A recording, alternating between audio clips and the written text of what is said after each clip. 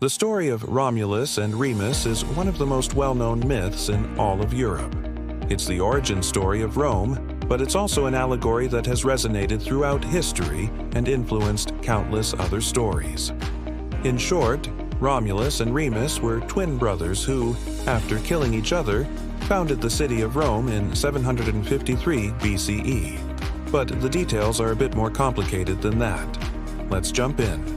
The story begins with the rape of the Sabine woman. You may have heard of this event before, as it's referenced in one of Shakespeare's sonnets.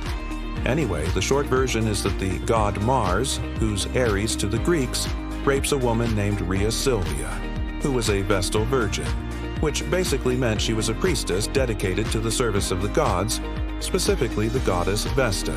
This wasn't the first time a god had slept with a human, and it definitely wouldn't be the last. And, as was often the case when a god did this sort of thing, the human in question became pregnant and gave birth to twins. Now, in some versions of the myth, the twins were identical, but in others they were not.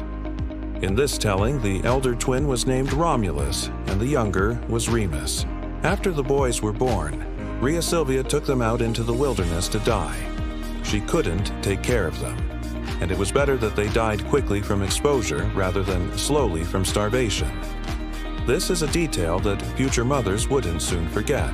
When they left the babies in the wild, Rhea placed them inside a basket, coated it in pitch, made sure it was sealed tightly, and then set it adrift down a river. Now, the basket floated past the Lupercal cave, where a she-wolf was searching for somewhere to give birth to her own pups. She found the basket, ripped it open, and adopted the twins as her own. She suckled them with her milk and raised them as if they were her own children, which made the boys technically half-brothers. As the boys grew older, the wolf went back to living in the wild, and the twins remained in the Lupercal cave until they were teenagers. Eventually, they left the cave and came across a group of shepherds tending to their flock. The shepherds welcomed the boys and took them in as members of their community. When Romulus and Remus were grown, they learned about their true parentage and decided to leave their adoptive family and search for their biological mother.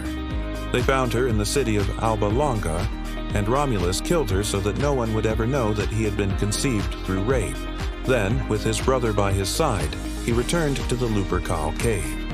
This time, however, the brothers fell out over who should be the leader of their future city. Romulus got angry and, in a fit of rage, killed Remus. Some versions say he only wounded his brother, but either way, Remus died. According to Livy, Romulus then went on to found the city of Rome in 753 BCE. In some tellings, he was joined by his half-brother, who survived after all, and together they ruled as kings over the newborn city. But that wasn't the end of the story. Centuries later, during the founding of Carthage, a similar story played out. In this telling, Romulus was replaced by Dido, queen of the Phoenicians, and Remus was replaced by her twin brother Pygmalion. Pygmalion and Dido fled their homeland and arrived in North Africa, where they too fought over who should rule the city they had just founded. Dido won, killing Pygmalion in the process.